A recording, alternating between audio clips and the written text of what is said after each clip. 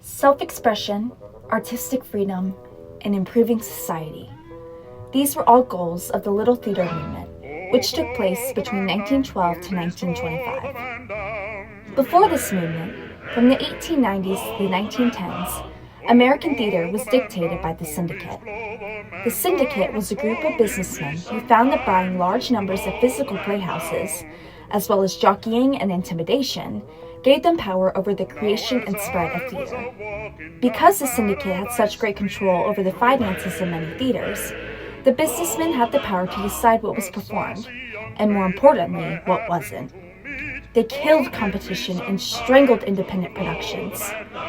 Repertory production was replaced by long runs of classic material instead of new, innovative works. This was all in the name of profit. The Little Theater movement emerged as a revolt against the Syndicate's practices, putting the power back into the artist's hands.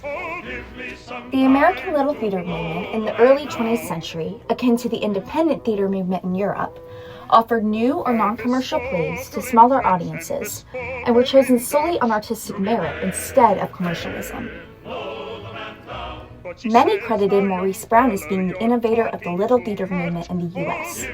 However, Brown himself wrote, "Mrs. Laura Dainty Pelham, not I, was the founder of the American Little Theater movement." Pelham was the director of the Hull House Players from 1900 to 1925, one of the first community theaters in the U.S. The ensemble was composed almost entirely of local Irish Americans who retained their day jobs, yet reached professional acting levels under Pelham's tutelage. Some famous theaters of the Little Theater movement include the Chicago Little Theater, the Toy Theater of Boston, the Neighborhood Playhouse, and the Provincetown Playhouse.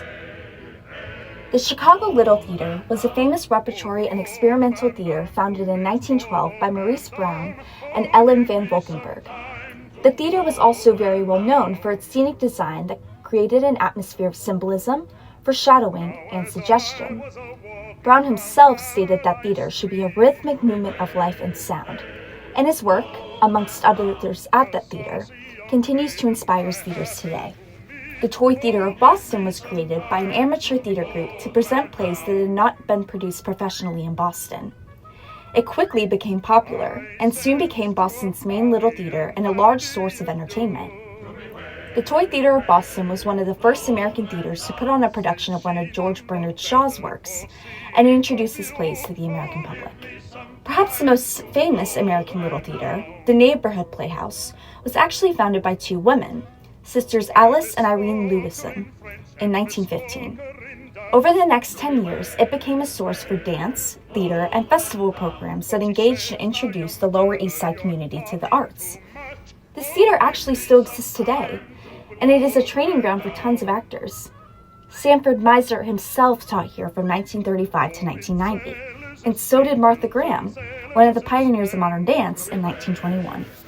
The Little Theater movement was also known for emphasizing the idea of the college theater major, telling audiences that theater should be seen as educational, rather than just for entertainment. Theater education at the collegiate level also became more prominent during this time. Many well-known playwrights, including Eugene O'Neill, were educated by Professor George Pierce Baker at Harvard in the early 20th century. Baker taught a class known as Workshop 47 that focused on the craft of playwriting. It is credited as being the first major American university course dedicated to the study of playwriting and providing the basis for the well-made play. Some of Baker's students went on to form the Provincetown Players, a small group of writers and artists vacationing in Provincetown, Massachusetts. In 1915, the group presented their plays and new works on the veranda of a rented Ocean View cottage. Eugene O'Neill came to Provincetown specifically to work with the Players. Some of O'Neill's plays were initially rejected by the group, but when he presented Bound East for Cardiff, a play set at sea, the group welcomed him. O'Neill became known as one of the greatest American playwrights, winning 4 Pulitzer Prizes and becoming the first American playwright to win a Nobel Prize for Literature. In 1916, the Provincetown Players moved to New York City and turned the first floor parlor of an apartment, an 1840 brownstone row house, into a theater. Greenwich Village became a center for creative theatrical minds at the beginning of the 20th century. Although the Players summered in Provincetown, they spent the rest of the year in New York. Once a farming community, the place turned into a popular nightlife district. The creation of the Provincetown Players has been deemed the most important innovative movement in American theater. Because of them, Greenwich Village is a place that symbolizes cultural diversity, artistic expression, and progressive social change even today. Though the Little Theater movement ended in 1930, its impact on American theater can still be felt today in the creation of new works and young playwrights. In recent years, there has been a rise of syndicate-like producers on America's biggest stage, Broadway. But the essence of the Little Theater movement is alive and well off because great theater is about challenging how we think and encouraging us to fantasize about a world we aspire to.